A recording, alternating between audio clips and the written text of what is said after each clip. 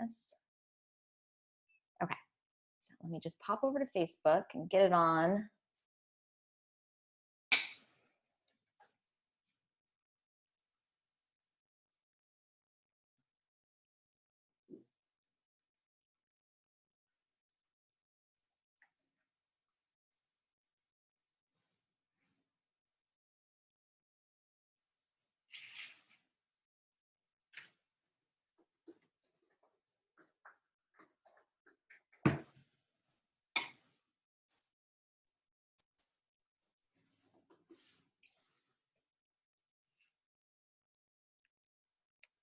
Okay, it's setting it up. Let me make sure it's actually running.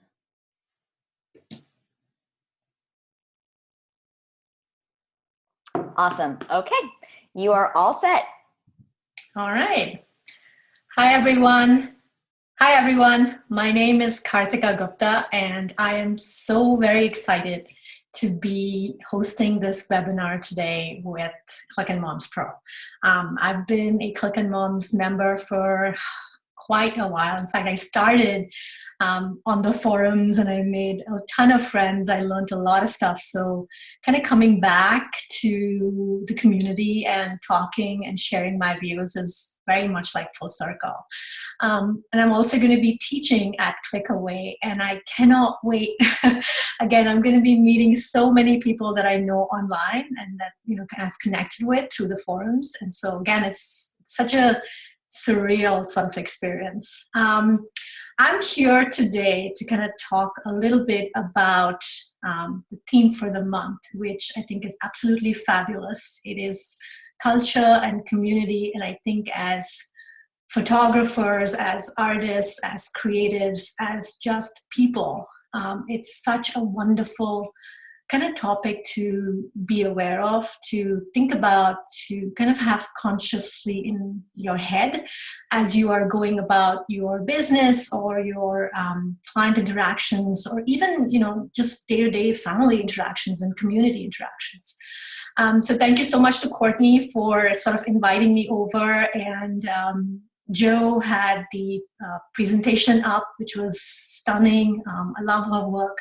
And Mintu, she shared so much stuff from Malaysia, which is particularly interesting to me because I lived in Malaysia for a while. I went to school, I worked there. So again, the community is so fabulous, and you guys have been sharing such incredible work and such different interpretations of culture and community and how it relates to your personal stories or even stories from, you know, your clients.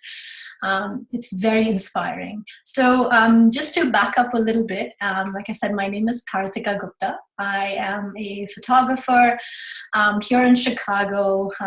The Chicago weather is not cooperating today, so my study, which typically has a lot of light, is dark and dingy. But hey, that's kind of where I am.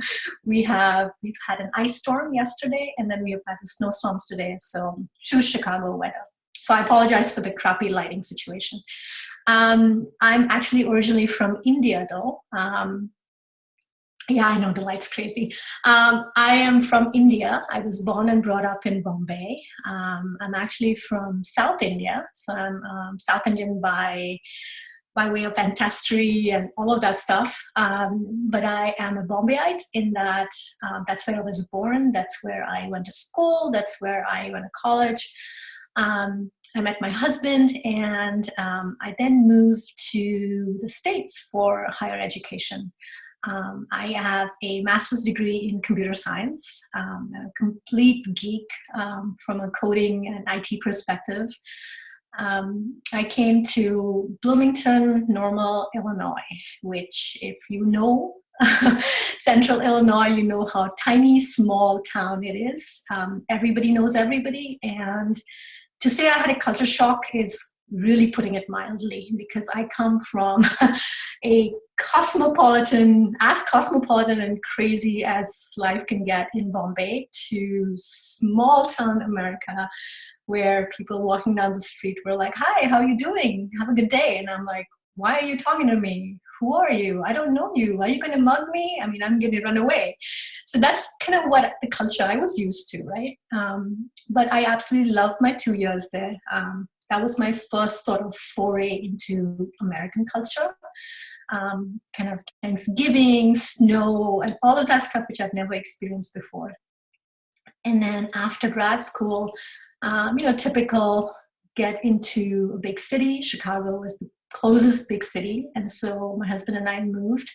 I went to work for an IT consulting firm, traveled all over the US. And again, culture sort of reared its head into my work situation. I was 23 years old. I had never worked outside of kind of what I was used to. School doesn't quite prepare you for life in the workforce. And so, getting into a corporate scenario, not knowing how to behave in that environment, what to wear, what's appropriate, what's not. Should I say I'm Indian? Should I change my name? People may have a hard time saying Karthika. So it was just all of these things that were kind of going on in my head. And I was very confused. And who am I? I am Indian by birth. I'm Indian for the first 21 years of my life. And now suddenly my identity is sort of in turmoil. And how do I fit in?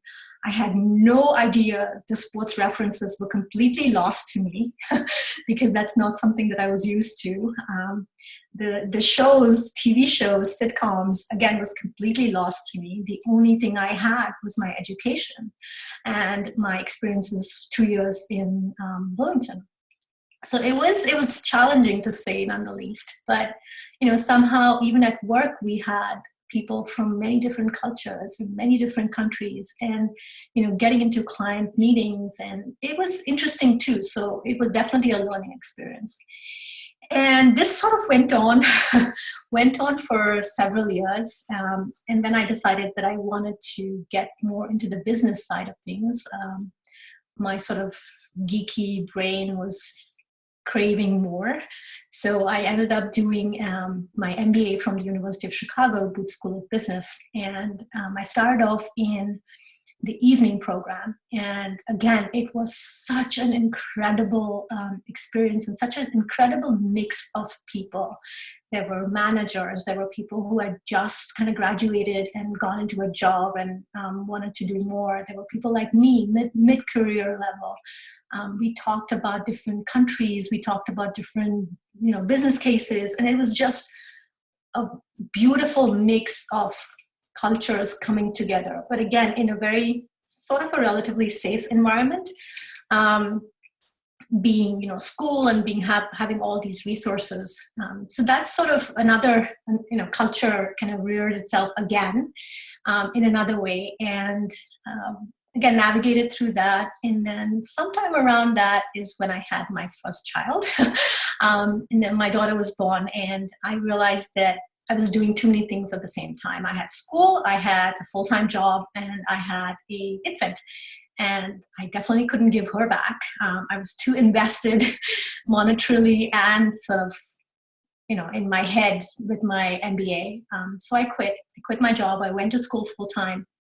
And then I ended up getting recruited to an on-campus for Citibank. And I'm sharing all this because I want you guys to kind of make it a little bit relatable, as well as kind of share how culture is so prevalent in every aspect of our lives, but sometimes we don't even think about it.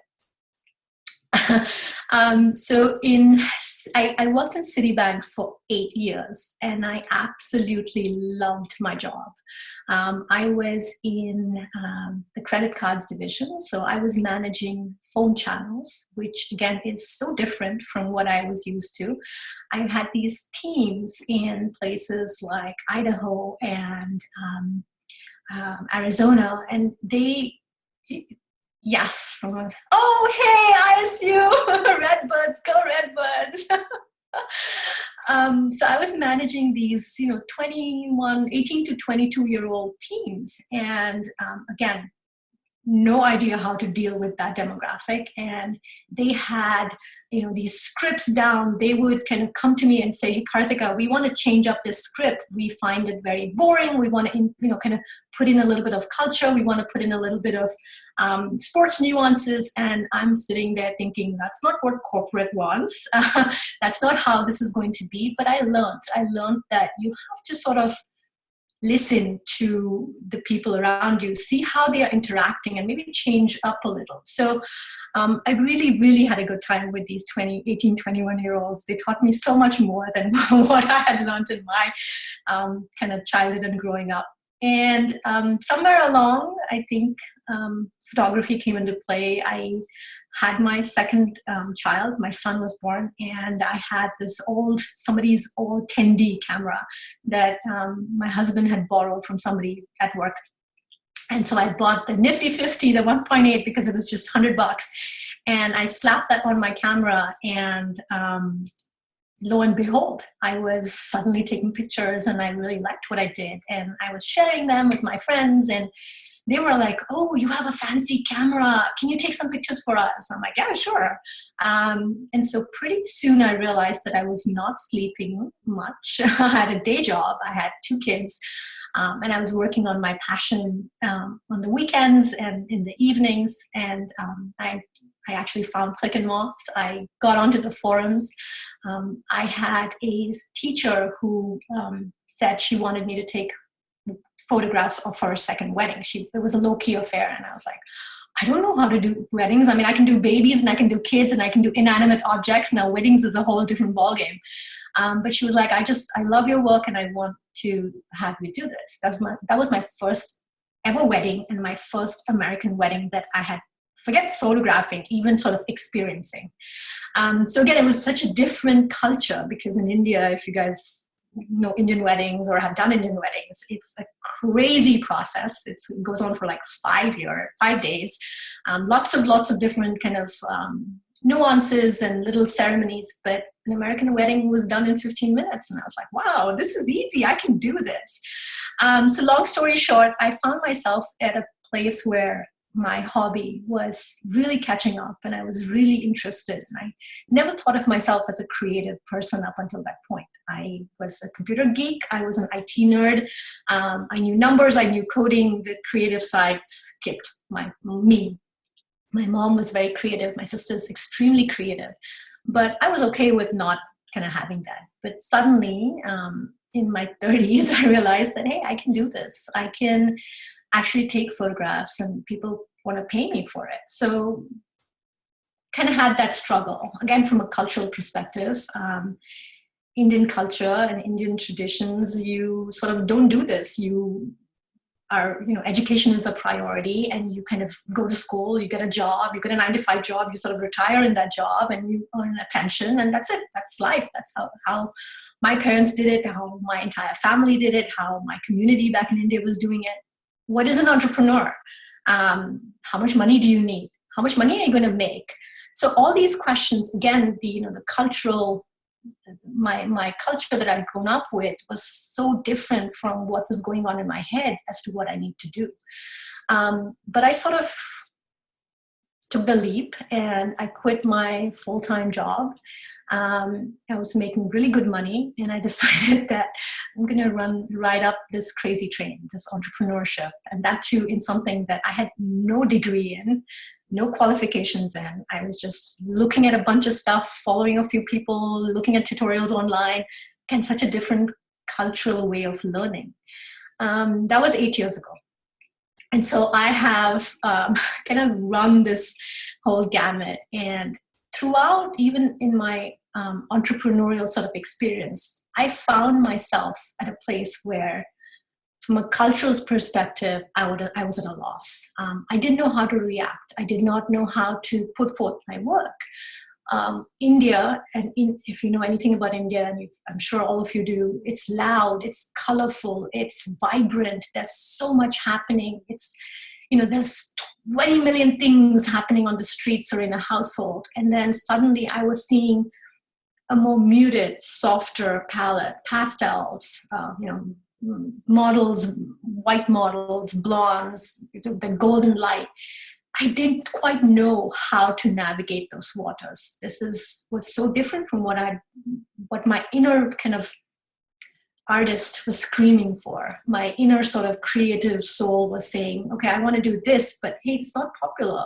I'm not getting any inquiries.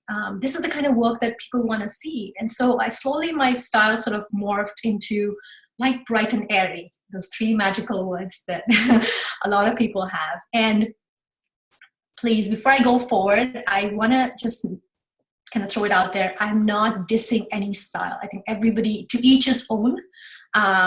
You do you, and that's great. I'm just kind of sharing my personal experiences, my personal kind of dichotomy, and my sort of struggles that I was going through, and finally getting me to a place where I am now, right? So again, nothing against any styles. Everybody is obviously welcome and able to do whatever they want. That's great. And then I sort of, these conversations, these cultural conversations just started getting louder and louder. And now I have a 13-year-old, I have a 9-year-old son. And as my kids started growing up, they are first generation Americans. How do I sort of make sure that as Indians and Indian descendants, how do I put that culture forth to them?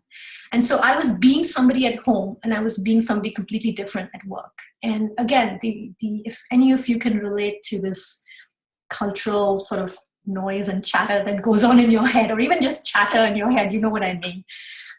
It's really hard to figure out what is right and what is wrong. I mean, who I am, where I come from is such a big part of my life, but so is where I am now, where I'm living, my life here, my family here, the things that we're getting to experience, the exposure that we're getting, that is still such a big part of who I am. So how do I merge these two so that I can be true to myself? I can be true to myself first as a person, and then as an artist, as a creative, as an entrepreneur, as a photographer, whatever other hats that we wear, right?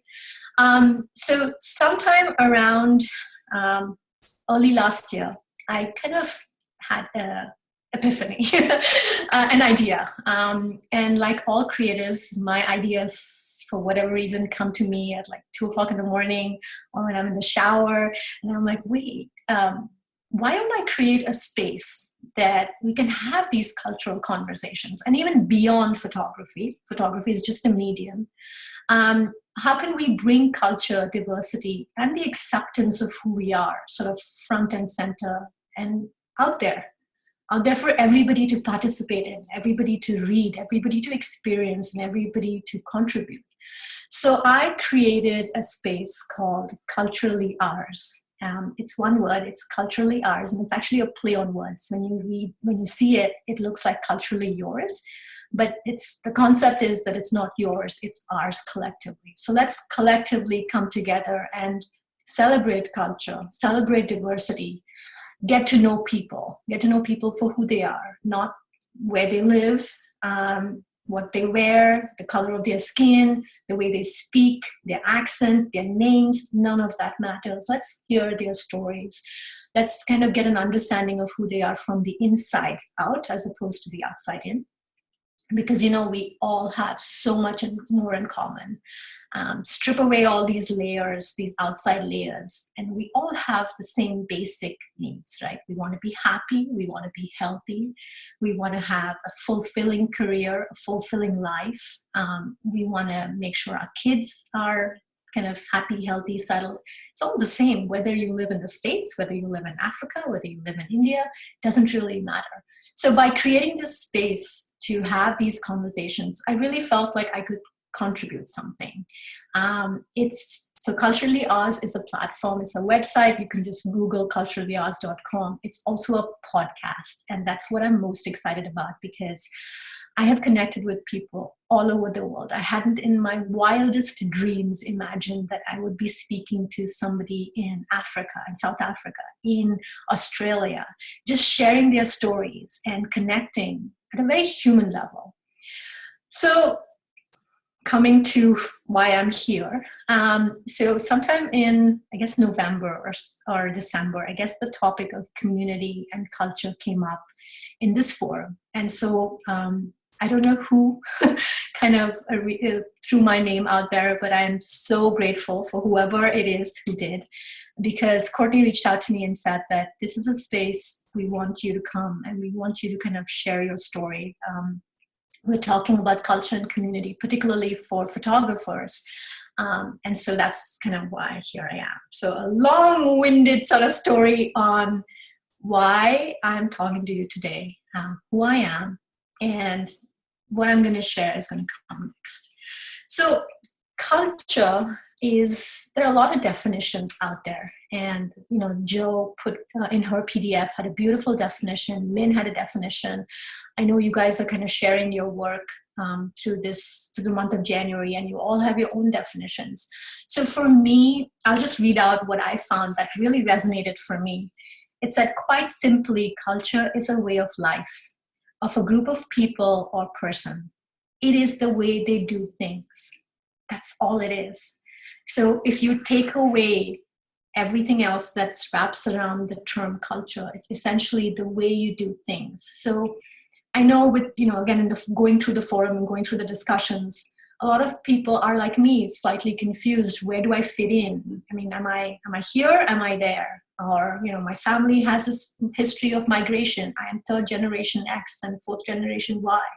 So how do I fit in? None of that matters, because it's how you do things. It's how you live your life.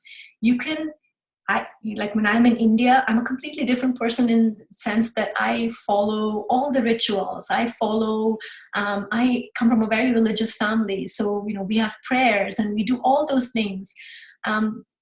But when I come back here, I just don't do it. It's not because I don't want to. It just doesn't happen.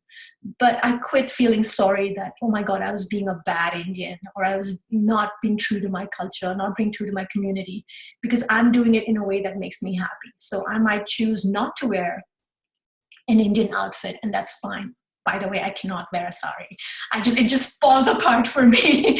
So kudos to whoever it is when you see people wearing saris, it's really quite hard. But that's okay. That's still, I'm no less an Indian just because I cannot wear that, or I'm no more an Indian if I can, right? So it's just who you are and how you kind of translate it. So for me, culture and diversity are emotions, they are feelings, they are rituals that maybe you have. Maybe you bake unicorn cookies on Christmas. That's an amazing culture. So own it, rock it, photograph it, talk about it, showcase it, because that is who you are. If you are in a space where there is a lot of culture around you, photograph that, even if you don't belong in that culture, because it's interesting. It humanizes culture. So once I kind of accepted that I didn't have to fit into these verticals and these definitions, I think I was more at peace. I let my creativity come out, and I photograph not just for clients, but even for myself, different things, because it makes me happy. I want to kind of divert a little bit, and I want to share this story. The first time sort of culture hit me smack dab in the face through my photography was probably 2011 or 12. A client had found me, and she was actually in the area. So maybe she kind of Googled Naperville photographer or something like that. I don't know. She reached out to me and she was like, hey, I found you on Google and I want to schedule a photo shoot for myself.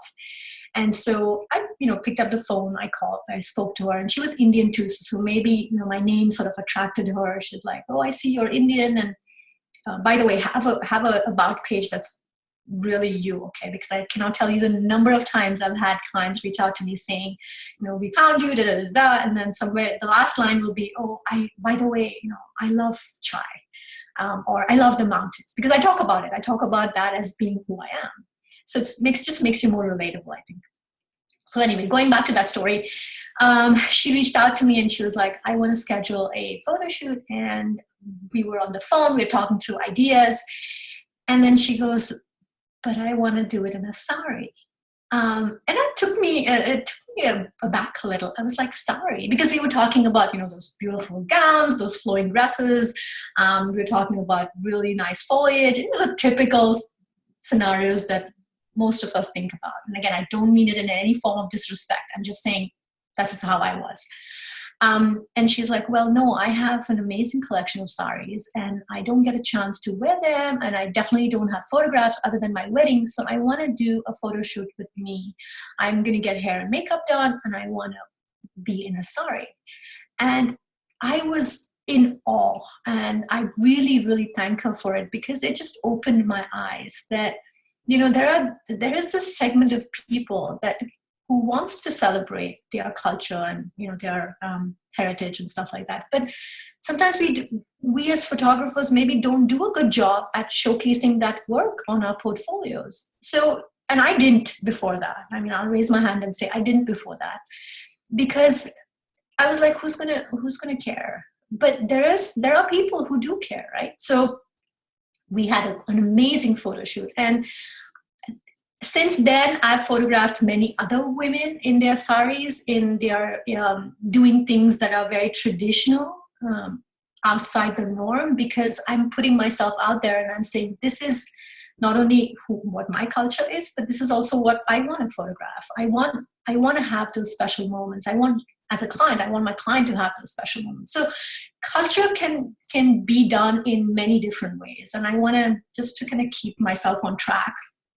I'll talk about a few different ways that you can incorporate culture in your sort of everyday, in your portfolios, in your client work, right? So from a personal sort of exploration, personal projects, whatever it is, I challenge you to really dig deep into your kind of family history, your family tree. And it does not mean you have to come from a culture that's rich. It also means what traditions and things that you guys have as a family that you want to explore. I mean, we have, again, you guys have been doing such amazing work. I mean, I want to call out, I hope I'm not butchering your name, but Ami Gulsino.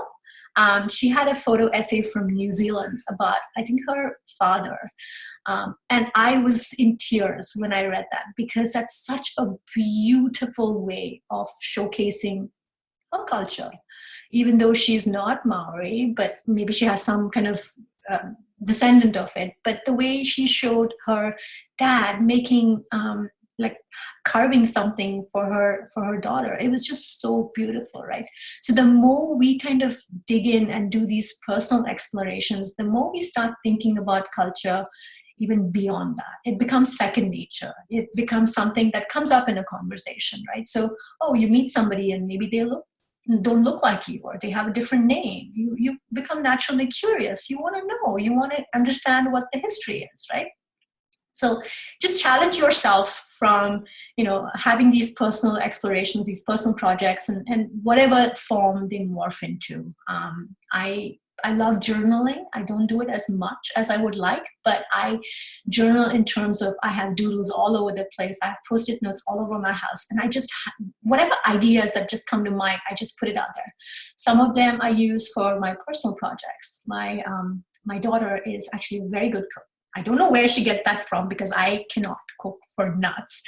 And it's really sad because Indian food is so yummy, but I can't, that's just not my thing, but it is hers. And so we kind of think about ways that she can kind of get into the kitchen and she can try out different things. And I photograph that. Sometimes she's doing an Indian dessert and it's,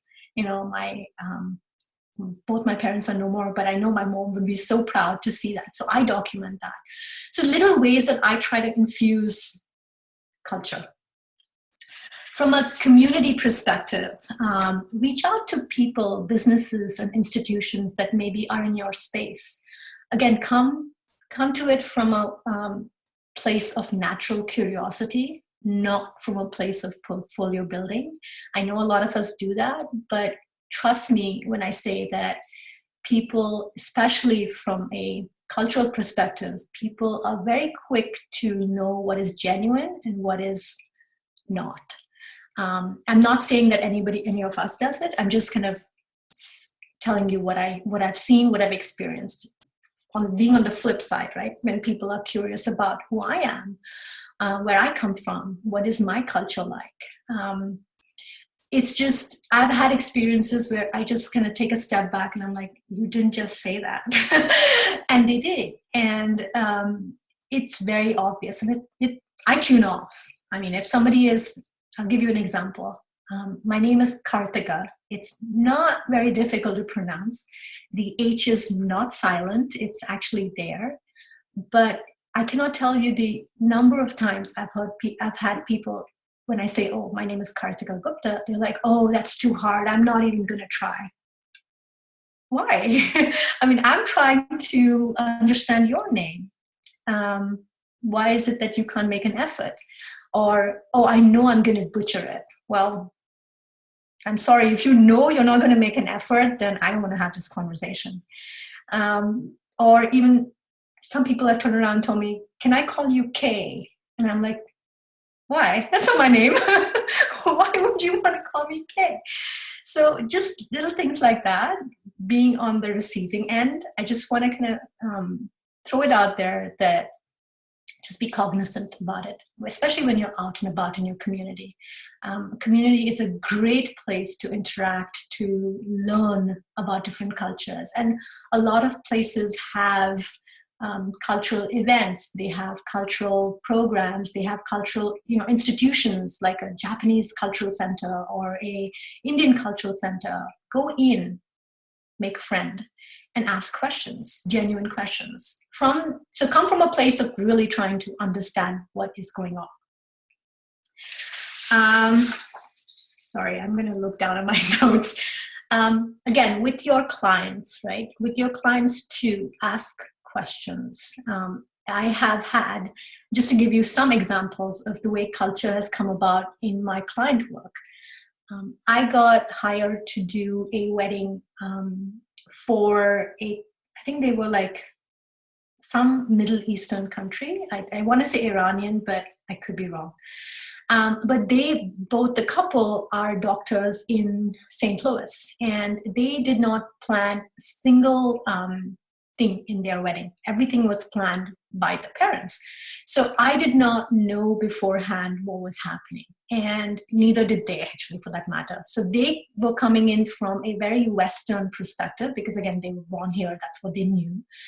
And suddenly in the reception, the bride comes up to me and she's like, Karthika, I don't want you to freak out, but we are going to have belly dancers come and do a dance with like candles, like live candles on their head. And it's like being balanced on their head. It's not like it's stuck to them. And I was amazed. Yeah. And it was such an incredible experience. And she just came to me. She was like, just, kind of be aware of your equipment, don't just trip, and kind of that was her thing. Right. But it was phenomenal. And I was right in there, and I was photographing these women, and they were dancing. And it's a very cultural thing. It's not coming from a place of, having these half-naked women dancing. It's a very cultural thing for them, where the family sort of gifted this couple this cultural experience. So if I didn't, and again, that was a lesson for me, because I now have things in my wedding questionnaire where I say, do you have any sort of culturally significant things that I need to kind of be aware of, so that we can make sure we photograph them? If I had not had that experience, I probably wouldn't have to ask that question. Another couple had this beautiful ceremony where her engagement ring was on the right-hand side, and they kind of touched hands, and without sort of leaving their hands, he sort of helped her. They both helped each other and moved her engagement ring to her wedding ring finger, above her wedding ring. And that was, again, such a beautiful moment. And again, if I had not sort of experienced that, I wouldn't know these things existed. So from your clients, ask these questions. Change that normal narrative that we're all so used to, that it's, bride and groom. Maybe that's not the case. Maybe there are other kind of things at play. So just kind of be aware and come from a place of really authentic curiosity. I guess that's what I'm trying to say. Don't jump to a one size fits all, because that's not how people are. Even beyond physical appearances, we all know that.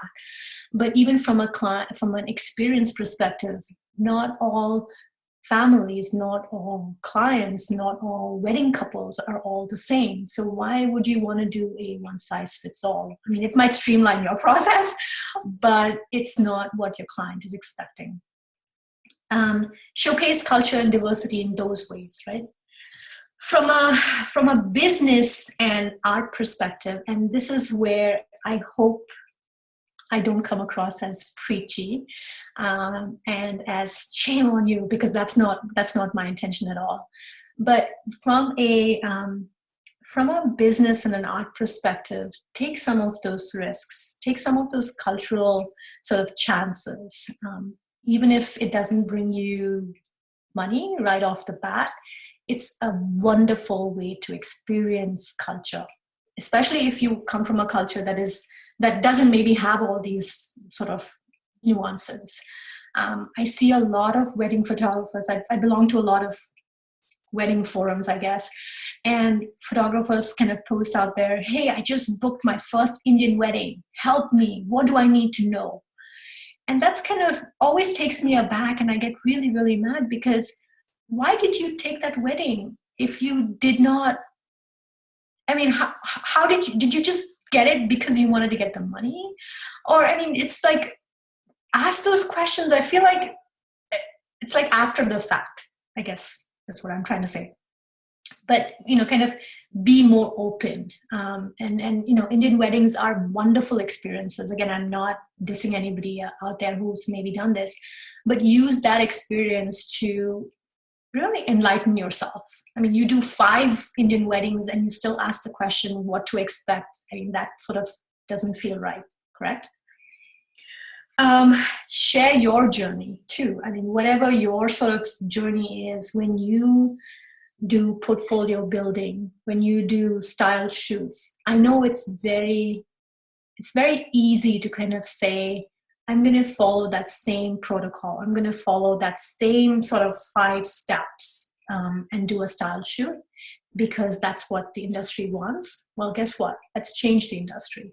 Let's put a little bit of diversity in there, because it's not always Caucasians marrying Caucasians. The mix is so different. And even in families, the mix is so different. I mean, I love it when I have a cross-cultural family that comes together, because it's just, I don't know, I just love watching them interact.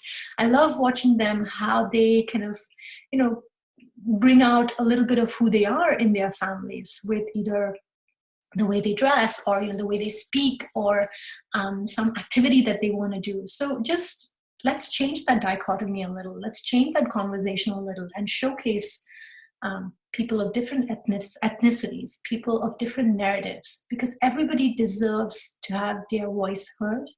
Everybody deserves their story to be documented, and everybody deserves those images to be shared.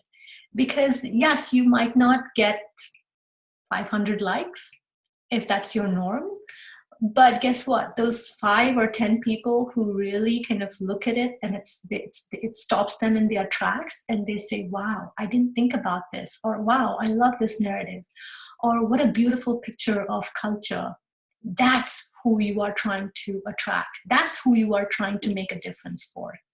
Because you'll always get those 500 likes on your other images. You'll always get that work, but this is kind of going above and beyond that, because it's time that we sort of bring culture in the mix, right? I mean, not to get political or anything. I will not do that in this forum, but just the conversations around us are sometimes so negative and so damaging to people's confidence and your people's inner selves, that I think as creatives and as photographers particularly, we can do such a better job. I mean, we are like the people in charge of telling these stories. We are, we catalog memories. I mean, all those words that we use in our about me section and, on our website. Let's take that a step forward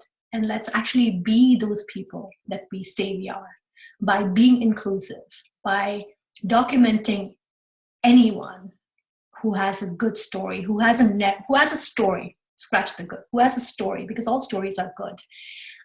It just makes the world a better place. I guess that's where I'm going. And even if it is not the whole world, it is your community, and your community can be your house, your extended family. Your community can be the street that you live in. Your community can be the school that your kids go to. I mean, it's everybody's responsibility to kind of start somewhere. And as photographers, as visual storytellers, as documentarians, I think we have it a little easy because, our camera allows us that. And I cannot tell you the number of times where all I've done is just, and because I don't have my camera with me, I've just picked up my camera. Let's just pretend this is my camera, pointed to it and done this and done this.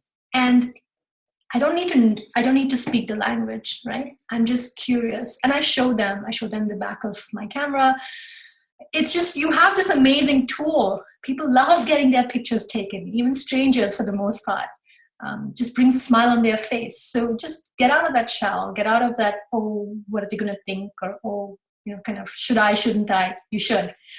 Of course, be safe, but you also should. And you should make that effort, because I think it's our responsibility as photographers to do that. I promise I will stop with the preachiness. I think we're good on time. So just to kind of quickly recap, and then I'm going to share a quote that I absolutely love, and I hope you guys enjoy it as well. So just kind of to back up and kind of recap a little, from a culture and diversity perspective, it's your responsibility, it's our responsibility to have those stories documented, be it for us, be it for our families, or for others, for our clients, for our community. So don't be afraid to reach out to people. Social media is a wonderful, wonderful place, especially for culturally ours. I have reached out to people left, right, and center just because I found their profiles interesting. I found the imagery, I found the narrative interesting. I'm one of those people that clicks on the website, and I will go to the About Me section and I will read. I do read.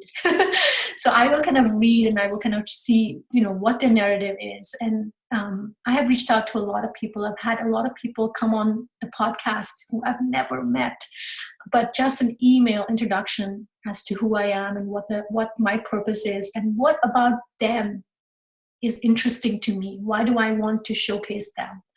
It can be people who, and I have done this, it's people who've had the smallest of followings. I'm not worried about that. Or the, kind of a super big following. That shouldn't matter. If the person is interesting, it's your responsibility to reach out and to hear their story, to learn their story.